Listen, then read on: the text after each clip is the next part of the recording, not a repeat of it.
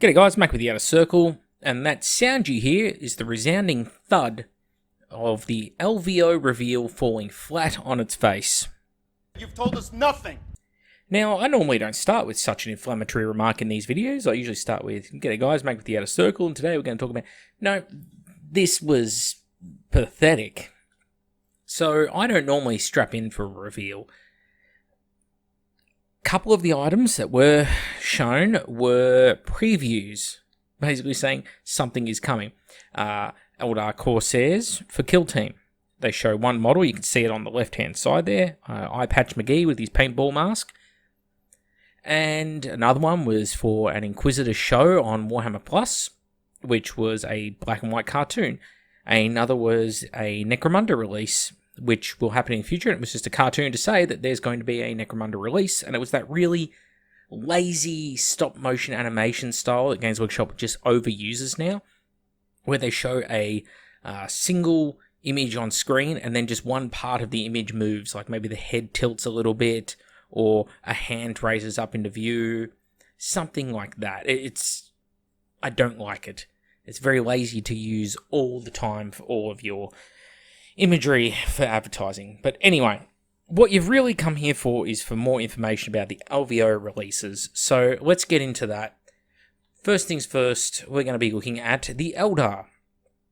Now, the Eldar, not the Eldari, I refuse to use that name, as you know. We have an Avatar of Cain, and I like the miniature, but it definitely has problems.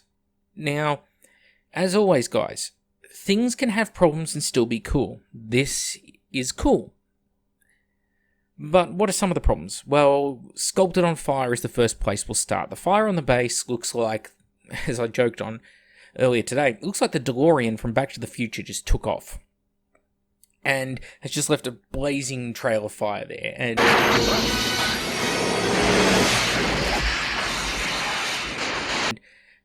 a good paint job will fix a lot of this. But you have a pristine white skull in the middle of that fire. It should be like a charred black skull, maybe a bit of crackle paint on it to show that the skull is crackling and breaking under the heat of the avatar. That might be cool. But you know what would be even cooler? Not having all this fire on the model to begin with. So, if it can be removed from the model, I will give full props to Games Workshop. But if the model is stuck with that fire, that is really stupid. Not everyone likes fire effects. I understand some people do. It needs to be optional. Okay? No ifs or buts about it. And also, did he need a tactical rock? Especially one so tiny on his base. Probably not. Now, he also has a belly button, which I just found weird for a god. Usually it's only humanoids, mammals in particular, that have them, but why does he have some sort of Ghostbusters 2 slime running down his forearm? I get the bloody-handed god, but that's not a bloody-handed god. There's almost no blood on the hand. There's like 3 drops. But the entire forearm, the vambrace, is covered in blood. It doesn't ruin the model for me. It's just a bizarre design choice and worth drawing attention to.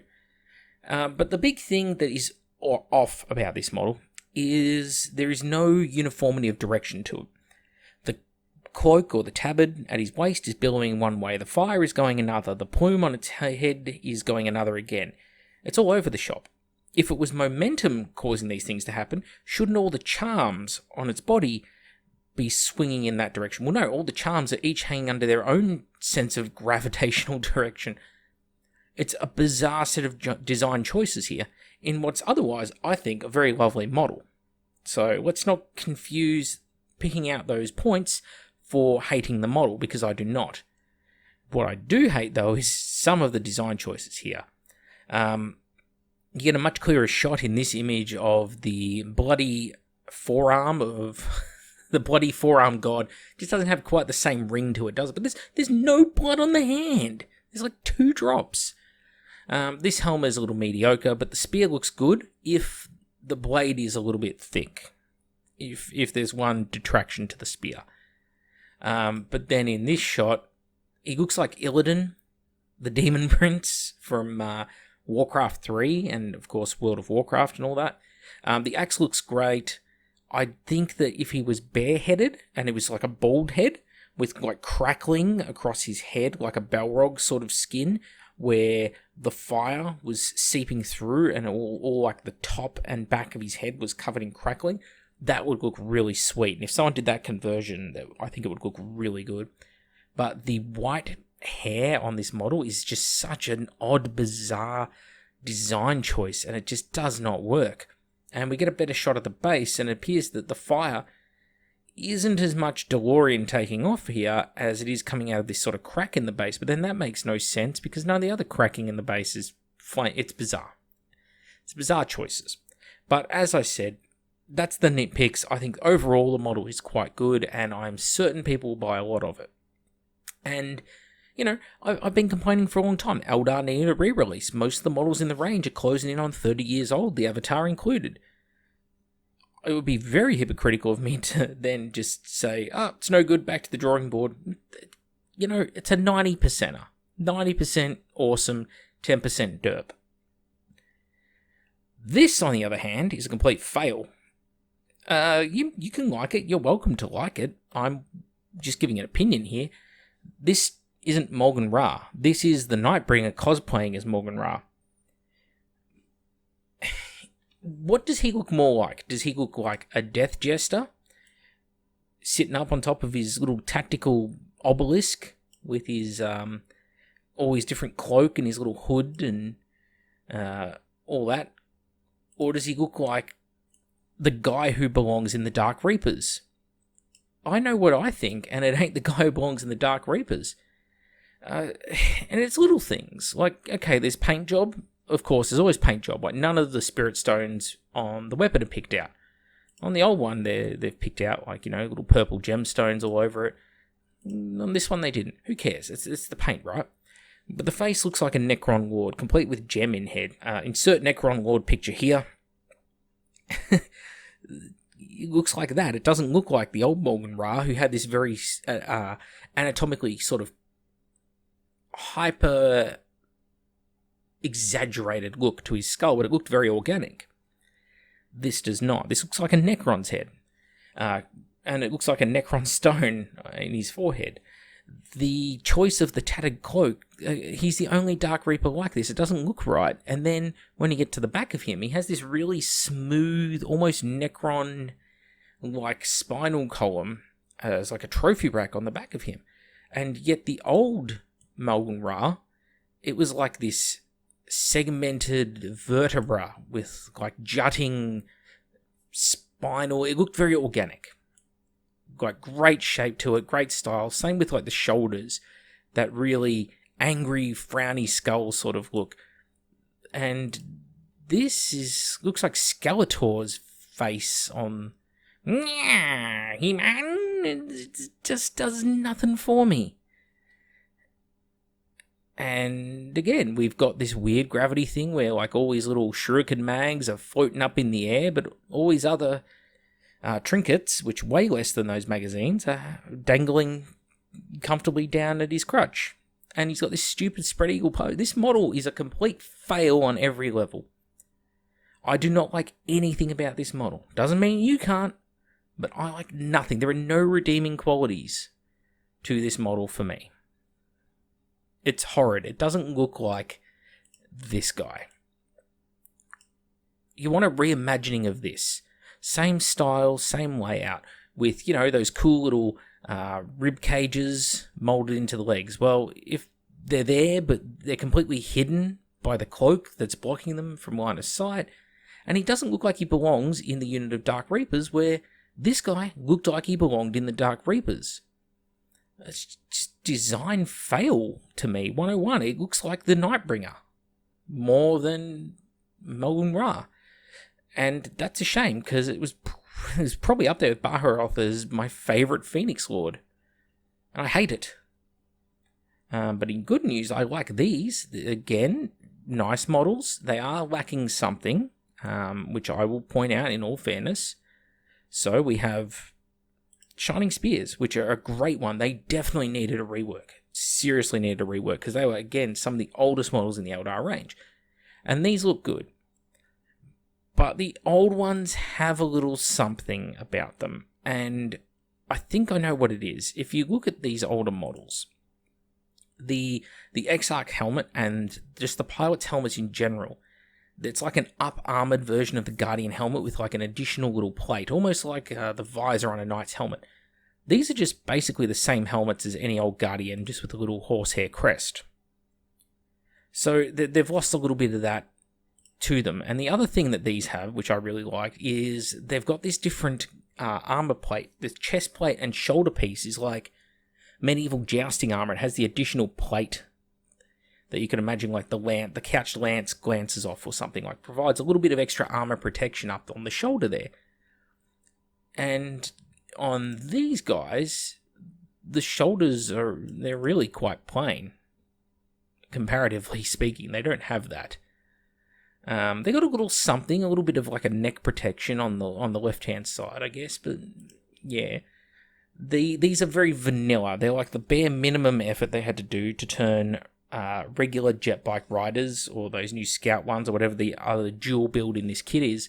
It's like the bare minimum required to turn them into shining spears. Like, give them a spear and a horsehair crest, good enough. And you kind of see it when you look down here. Like, nothing about them screams shining spears beyond the weapon. They look very much like plain Guardians. And a paint job, more like this paint job, with the darker contrasting blues and a lot more heavy featuring of the blues, will definitely help with that. Like the dark blue Exarch, for example, here with his Paragon Saber or whatever it's called. That will definitely help, especially if that helmet or a helmet like that is available in the kit, but it's a little underwhelming in that regard. And yeah, there's the Force as a whole. And as you can see, Mogun Ra does not look like the rest of those Dark Reapers, which is a shame because all the other Phoenix Lords look like they belong with their particular aspect warriors. He's just the odd one out. So, a little bit disappointing in that regard, but, you know, overall, I think it's been a pretty positive release, the Eldar, and this is the most I've sort of spoken about it. And apart from what they did here, they massacred my boy. He just looks horrid. I'm sorry.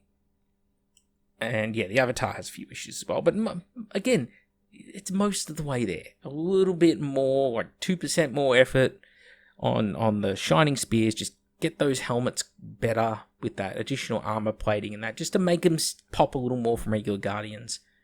Would have been great. And the Avatar of Cain, not the bloody forearm god, just doesn't have the ring to it.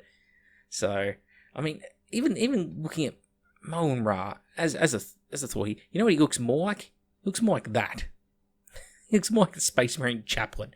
He's got the same sort of hood and thing going. It's an extreme example, but all right, let's move on to Nighthaunt and their release. So, as another Age of Sigmar sort of starter set, this is an interesting choice because the Daughters of Cain are a pretty cool faction, but painting flesh, that much flesh, is going to be a daunting challenge for people getting into the hobby. I don't know if they've taken that into account. I guess spray paint white, hit them with some contrast paint is going to be the approach they take to showing people how to do it. But an odd choice. The Nighthaunt, though, have already been in one starter box, so it's interesting to see them getting another go round in a starter set. But overall, the releases, the actual new stuff in these boxes is 1 character for the Sisters of Slaughter and 2 for the Nighthaunt. And in the Nighthaunt, we have this thing. This is horrid. It does not belong in Nighthaunt. And people are going to go, what do you mean? Well, look, I collect Nighthaunt, guys. I've got everything in the Nighthaunt range, including Forge World's Nighthaunt stuff. Have a look at the Nighthaunt range, okay? Everything you see here, everything you see is humanoid or something like that. About the craziest it gets is the Dread Scytheridians.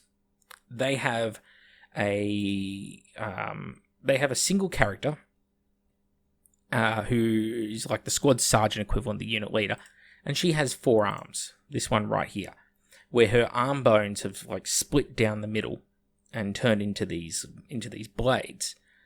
And that's as crazy as it gets. Okay? And cool looking model. But mostly, apart from that, just your typical sort of ghost. And most of these are. Kurtos Valentin sitting on his coven throne. The throne floats a little spooky stuff, but it's a stone throne, and his heralds are just regular heralds. They're like your typical Grim Reaper type thing. And I love the Nighthaunt range. I have a whole video just talking about how much I love this particular range and the things that, I love about ghosts. And then you compare these with this. It's got an extra weird third arm. That's not normal. Again, the whole range, you can see for yourself, it's just humanoid ghosts, human ghosts. The Glaveraith Stalkers are dog handlers who merge with their dogs.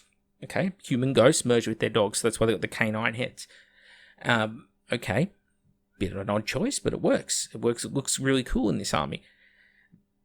But this is not that. Is not that kind of cool backstory. This is a character who just has a third arm because they wanted it to hold a lantern up. You could have easily removed one of, the one turning the page, for example.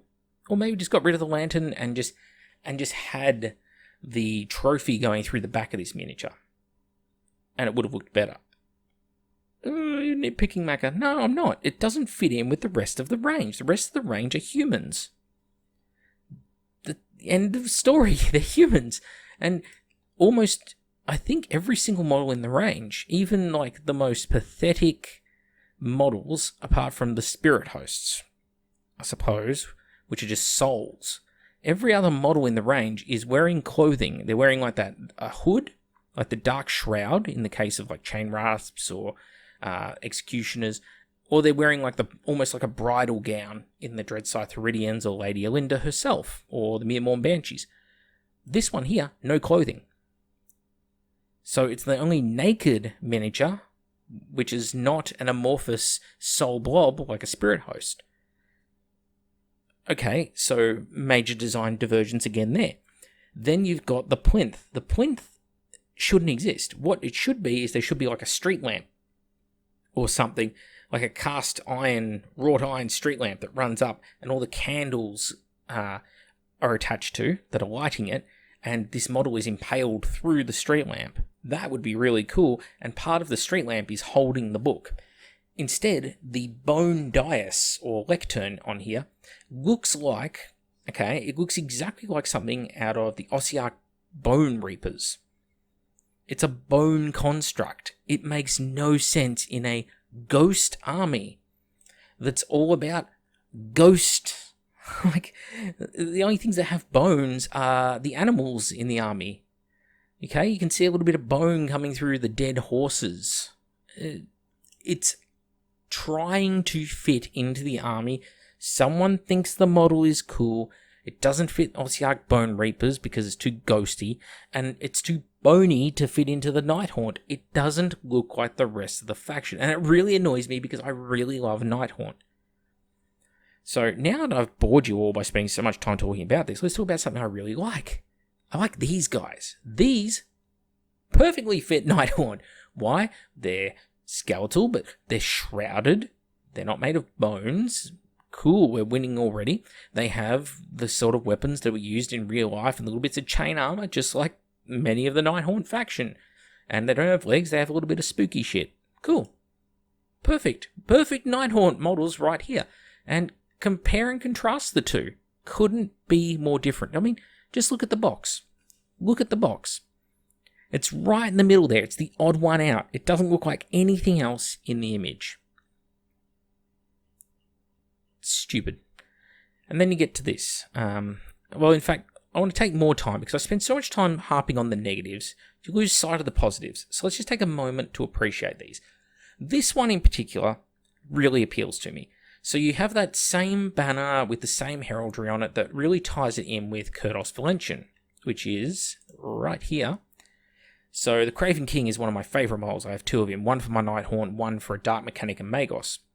And he's a really cool model with the floating dice, and that does need a slight rules rework in Age of Sigmar. He's very glassy, glass cannon. But yeah, he's got this really cool banner being held up by the heralds and that. And again, that's something that other model could have had. It could have had the book being held up by a helper minion. But so that same style of banner, essentially take one half of the banner with the crown and a little bit of the filigree to one side, and that's what you've got here. Awesome. Looks great. The miniature is Nighthaunt to a T, having the old rusty armor and the chainmail and the sort of Grim Reaper shroud. Perfect. And what caps it all off is that little bit of thorn, that little bit of rosebush thorn up around the banner.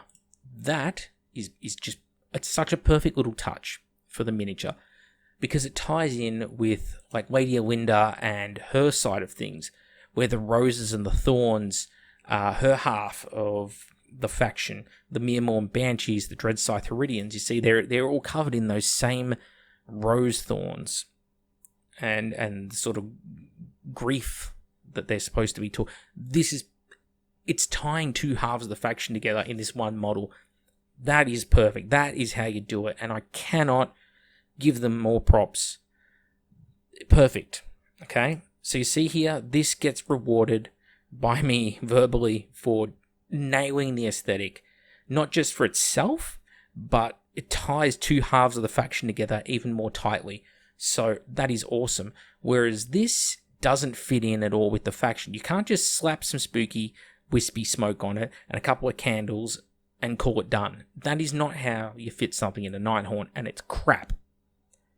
And then you get to this. This is not bad. It's not bad. I don't mind it. A little bit boring, but it is lovely to see a different pose. So just for that, I'm going to give it points. Now, I wouldn't be surprised if the tactical rock she's standing on was not originally intended to be there. I've got a feeling this model, once upon a time, was actually going to be floating on the whip, but they couldn't get enough strength out of the whip alone to hold the miniature up in the air. And so the sort of compromise they came to was they added the rock in for her to stand on. I think she was, and especially because she's up on her tippy toes on the rock, I think she was jumping through the air, swinging the whip, and the whip was holding her up. So imagine that. Maybe I'll throw in a crappy Photoshop sort of job in the background showing what I think this miniature looked like. But I dare say it didn't have the strength, the whip, because look how big the whip is at the ground and how flat it lies. I reckon it was once placed onto the base, and it was what was holding the entire miniature up. That's just a feeling I get, and I cannot confirm. But a nice miniature. So again, props to them. So moving along, we then get to the Horus Heresy, and this is where, quite frankly, they fuck-handed it.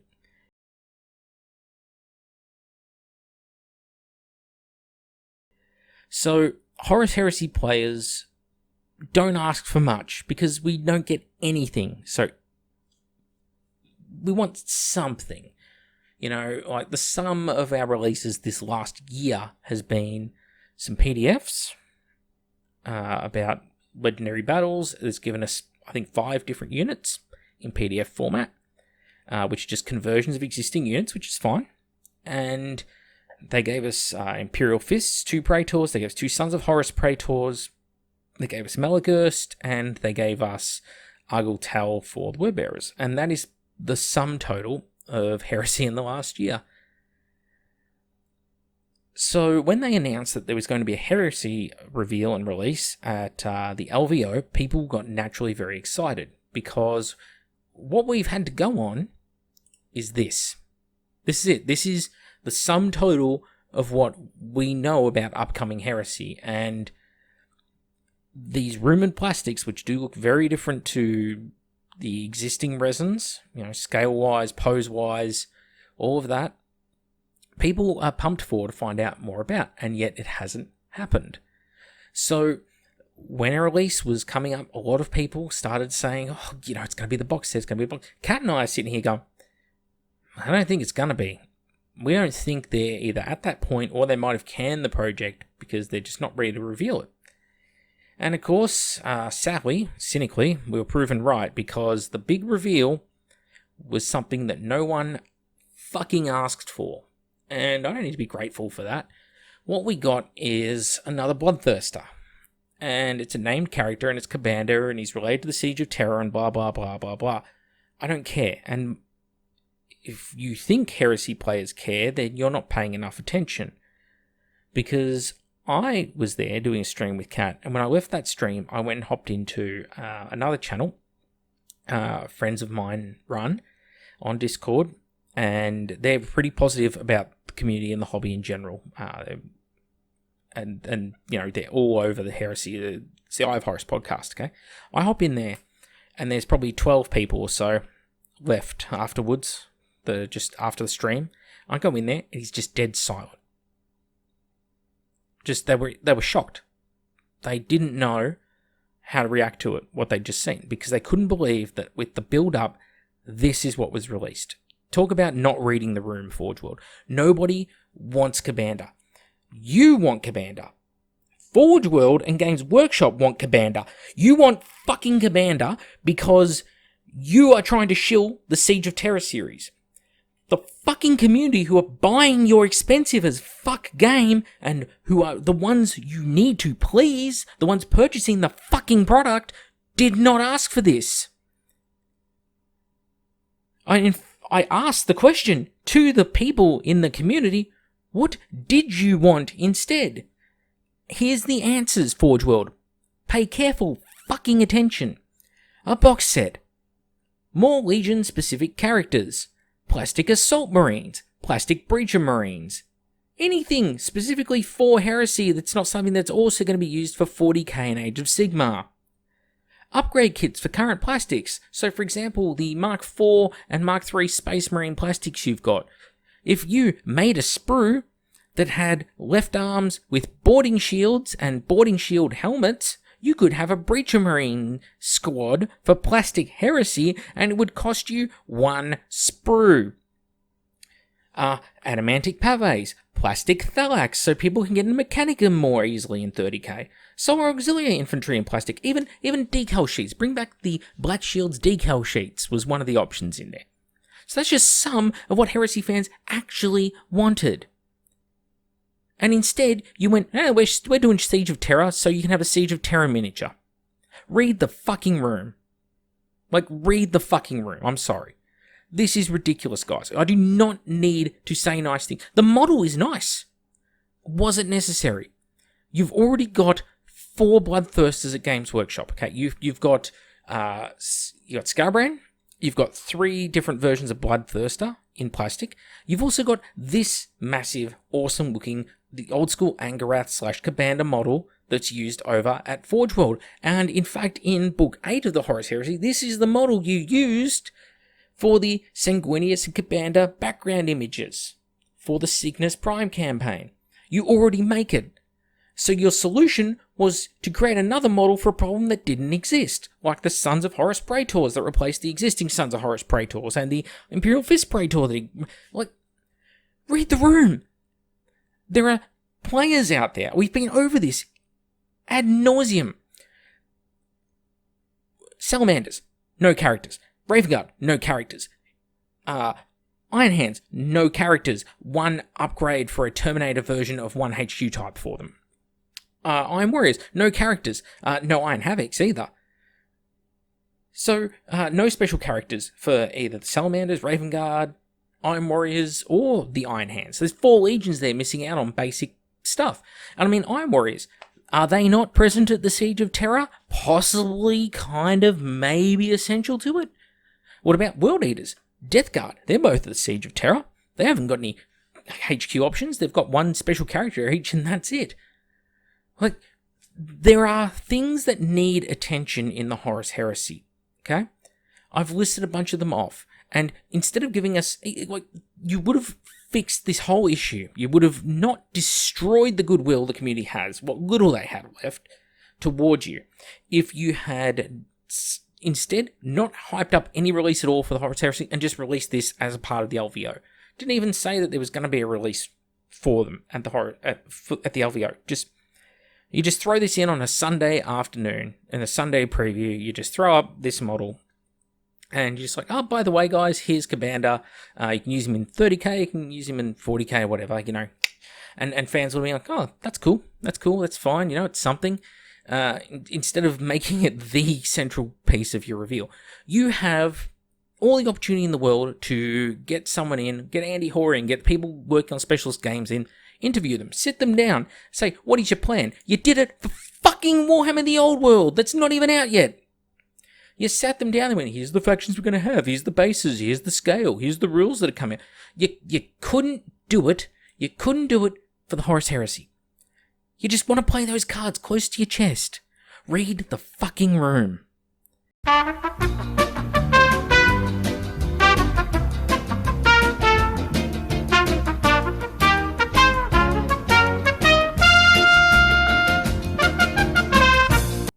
I have to stress this.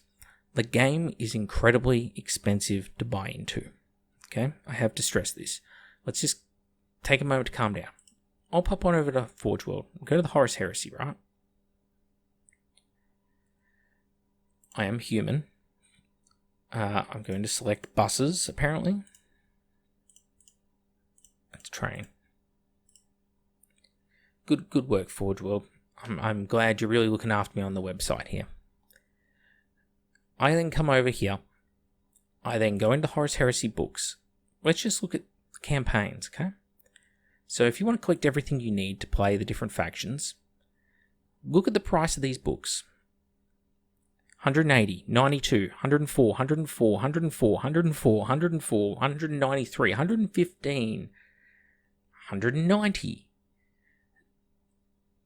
That's a lot of money on books. You're talking $1,000 plus in books.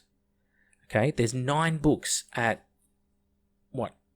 Average of, let's say, $100, and a couple of them are a bit more. So there's $1,000 in books alone for this game, let alone the armies that people are playing for. That is leagues beyond what's happening in 40k. And this is just like campaigns. Add in rule books, the Age of Darkness rules, even as an E version here, $65.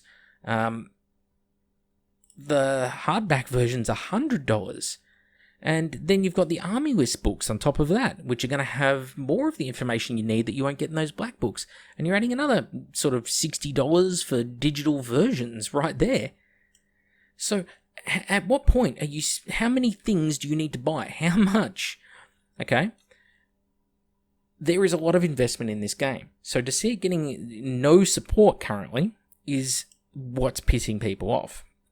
If we had direction, this is what you have to do. Tell people your plans going forward. This is all that's sustaining your community. This image here of clearly not the current Space Marines. This here is what people are holding on to. This is what they're clinging on to. This is the hope for them. That there is big plastic reveals around the corner. But because, I'm guessing, marketing, you can't bring yourselves to say that to the community. Well, guess what? It's not good enough at this point. And this release today, there is no one saying positive stuff on any of the groups I'm in about this release. None. It's just not there. The closest I'm seeing is people going, well, it's a nice model. They're not saying I'm happy with the level of content released by Forge World. And again, I'm not saying you had to release a Primarch, the Emperor himself, or anything like that. No. Nothing that complicated. All you had to do was lay out a roadmap, and you would have done a ton to ease minds. But the one release you gave, which clearly takes a lot more effort because it's this gigantic resin model that's the size of 20 Space Marines in height, the effort that went into this could have gone into a Raven Guard Praetor. Could have gone into a Salamander's Centurion. It could have gone into innumerable other miniatures, and this is what we got. It was a lovely model. He himself, despite looking like he has a chain axe for some reason, even though he's a demon that is not affiliated with any like chainsaw weapons, interesting design choice, he is fine. His base is awful. It just looks like smudge with like a marine squashed into Play-Doh on top, which is bizarre because this was digitally designed. He's lovely, but that just random pile of dirt and dreadnought and marine piling up out of the base looks so bizarre. What you should have done, this is the constructive criticism part of the video, was you should have released different bases for the miniature, like how Sanguinius released without his display base. He released 3 display bases, a 30k one, a 40k one, and an Age of Sigmar one. And you can sell those bases to anyone who purchases this model. They can come along and pick the base that suits the game system they're going to run this model in. Instead, you made a tactical dreadnought. A tactical dead dreadnought. And that is the base, and it doesn't look right. It is just a big pile of smudge coming out of this perfectly flat deck, and it looks horrible. It looks ugly. And the model himself is fine, but you're in endless obsession with fucking tactical, unnecessary tactical rocks, I'll add, is doing people's heads in. You've got it on the Avatar, you've got it on him, you've got it on the new Dark Elf miniature. You've got it for Malgun Ra. You can't leave it well enough alone. It is not a special feature if every model has it. Okay? I thought when I made a meme video like half an hour after the thing dropped and I digested it. And I thought that would get rid of my rage. But my rage is just returning tenfold looking at this because it is such a squandered opportunity. And that is legitimately what people are saying. So if you like it, cool. I don't give a shit at this point. Forge World, Games Workshop, I don't care if you don't like the swearing or you don't like the people being mean to you. Your job, please me, customer. My job, buy stuff off you. You not please me, I no buy from you. That's the situation we're in. So I'm not going to buy Commander. I'm not going to buy any of your Eldar releases. I couldn't give a shit. You fucked me on prices anyway. But this is a joke. This image is the life support for your community. You made the game, you promised support, people bought into it, they bought thousands of dollars worth of books, tens of thousands of dollars worth of miniatures, and your reward to them is 2 raised fingers and a model for a faction that pretty much nobody plays, which is demons. And worse than that, you didn't even think it through because Khorne demons don't have rules in Horus Heresy. There is something that's similar to them in Demons of the Ruinstorm, but he's definitely not Khorne demons, and in fact it's missing quite a few models to really fill it out as a proper Khorne list. You're going to have to get creative, do some 3D printing, and make do with a bit of other stuff. So yeah, fucking slow clap for the total fail that you've got here. And also, yeah, I'm sure the Age of Sigmar players are really going to be thankful that you included a tactical rock with a Leviathan Dreadnought being the centerpiece of it, and a couple of dead Space Marines, because that's going to be great. They're gonna have a really fun time carving that piece of resin off in order to play their games. Or maybe I'm wrong. Maybe you released additional bases for it, an additional tactical rock type that replaces it, so it'll work for Age of Sigmar, but you're dumb enough not to show it. Okay, fine, whatever. Make with the Outer Circle. Don't be Forge World. Don't fuckhand your releases. And come on, if you can do it for a game that isn't even out yet and tell people what you're going to have. It's going to have rules, the factions, settings, release date, yada yada. You can do all that for Warhammer the Old World. Why can't you do it for the Horus Heresy? Why? You completely PR disastered tonight. That was one of the worst streams. And the funniest part was after the stream, after they all left, the comment section was on fire.